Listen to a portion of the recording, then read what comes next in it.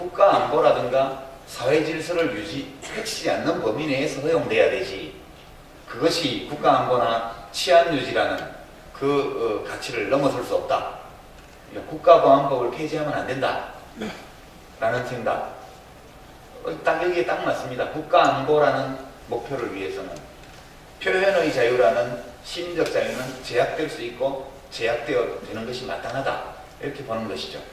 근데 이제 박근혜 전 대표나 이명박 대통령이나 또는 이회창 자유선진당 대표 이런 분들은 확고부동하게 그런 인식을 갖고 있는 분들이고 그분들이 국민들에게서 많은 지지를 받아왔습니다.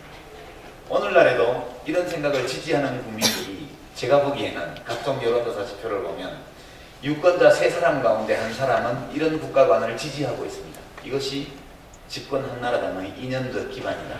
저는 그렇게 생각합니다. 이것이 꼭 틀린 생각만은 아닙니다. 일리가 있는 생각이고 그리고 우리들이 국가에 대해서 가지고 있는 여러 견해 중에서 가장 오래된 것이고 가장 뿌리 깊은 것이고 가장 위력 있는 것이고 그리고 사람들이 삶이 힘들어질 때일수록 그 위력이 커지는 그런 사고방식입니다. 이런 국가관을 가지고 있는 분들은 좀처럼 해서는 자기 생각을 바꾸는 일이 잘 없습니다. 그래서 이제 한나라당처럼 이런 국가 이념을 토대로 깔고 있는 정당은 절대 망하지 않습니다.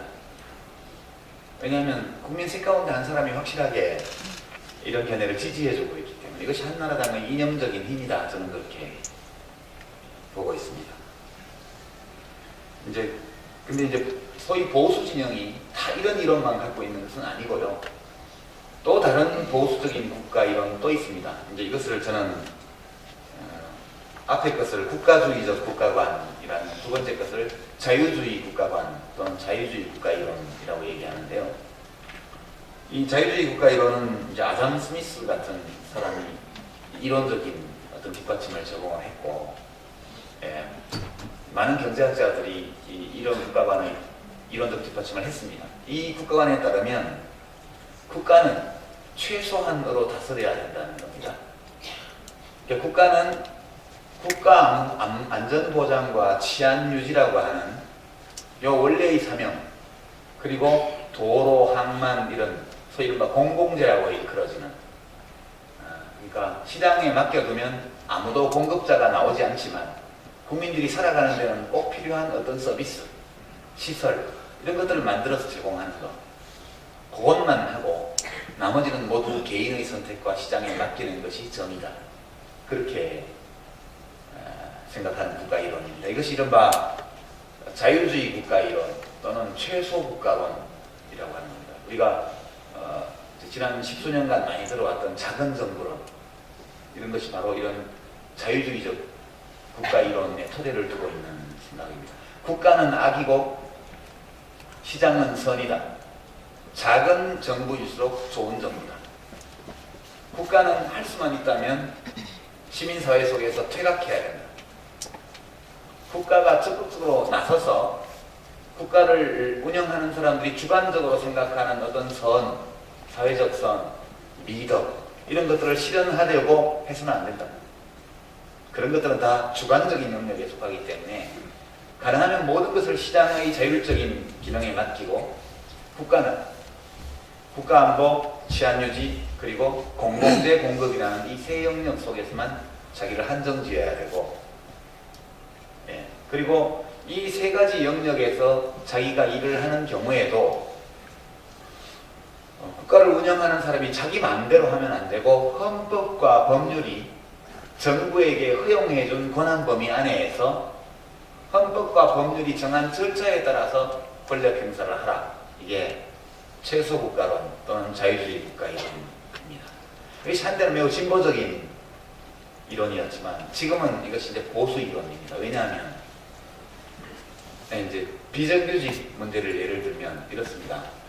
국가주의적 국가 이론에 따르면 비정규직 문제가 얼마나 심각하든 그것이 얼마나 부당하든 그것이 얼마나 정의의 원칙에 어긋나든 상관없습니다.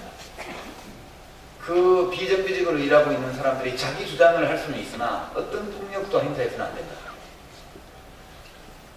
비정규직 문제를 항의하는 사람들의 이론이 주장이 옳건 그르건 간에 법 질서를 어지럽히면 다 감옥에 집어넣어야 돼. 이게 이제 이른바 국가주의 국가 이론에 따르면 그렇게 하는 게 정답이죠. 이 최소 국가론에 따르면 국가는 비정규직 제도가 가지고 있는 그런 악덕, 불이 이런 것을 고치려고 나서면 안 돼요. 그것은 계약 자유에 의해서 고용주와 노동자들이 근로계약을 체결해서 자기들끼리 한 일이기 때문에 그것이 시장 기능에 의해서 교정될 때까지 국가는 간섭하지 말아야 된다는 결론이 나옵니다. 그래서 이것이 보수의 국가관입니다. 앞에 것이 이념형 보수라면 이 두 번째 것은 소위 시장형 보수가 되겠습니다. 이런 시장형 보수라고 일컬어지는 최소국가론, 자유주의 국가 이론을 가진 분들은 한나라당에도 많고요. 그러니까 한나라당은 이념적 보수 그리고 시장형 보수가 합쳐져 있는 보수정당입니다. 이 두 번째의 이 자유주의적 국가 이론을 가지고 있는 분들 중에 많은 분들이 민주당에 몸담고 있죠. 민주당에도 많이 몸담고 있습니다. 이것이 자유주의 국가 이론이기 때문에. 그렇고 세 번째 국가에 대한 견해는 이제 마르크스주의자들의 국가 이론인데요. 이것이 이른바 도구론적 국가론이라고 얘기를 합니다. 국가란 뭐냐? 국가란 유산계급인 소위 부르주아 계급이 프롤레타리아트 계급을 억압 착취하기 위한 계급 지배의 도구에 불과하다. 그렇게 공산당 선언에 나와 있죠.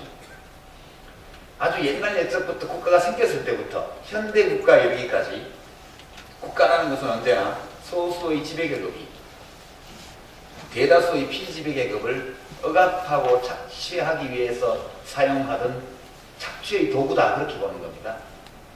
이것이 이제 마르크스주의 국가 이론 또는 도구론적 국가론이라고 말합니다.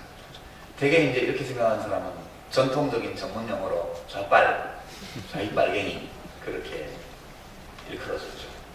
그래서 매우 일리가 있는 국가 이론입니다. 그렇지 않습니까? 대한민국이라는 이 국가도 돈 많은 사람에게 얼마나 더 그렇습니까?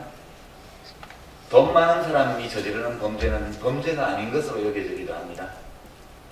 그러니까 1억 원을 훔치면 감옥에 가지만 1조 원이나 10조 원쯤을 훔치면 경제대통령 소리를 듣잖아요. 되게 1조 원이나 10조 원을 훔치는 방법은 폭리를 취해서 시장에서 고객을 등쳐먹거나 아니면 각종의 희한한 금융기법, 조세포탈 기법을 이용해서 주주를 등쳐먹거나 이렇게 해서 돈을 버는 거죠. 특히 그렇게 조 단위의 돈을 그런 식으로 버는 사람은 경제 지도자라는 말을 듣습니다. 이분들이 범죄를 저지르는 경우에는 대부분 불구속 수사를 하죠. 웬만한 것은 기소하지 않고요. 어쩔 수 없이 기소해서 사법적 판결을 받아서 형을 받는다 해도 되게 1년, 2년 안에 사면 복권되죠. 우리 노무현 대통령 계실 때에도 사면 복권 많이 했잖아요. 대통령의 어떤 지향, 그 사람의 인간성의 좋고 나쁨을 떠나서 어찌 보면 국가라는 것 자체가 그런 기능, 그렇게 작동하고 있는 것은 저는 사실이라고 생각해요.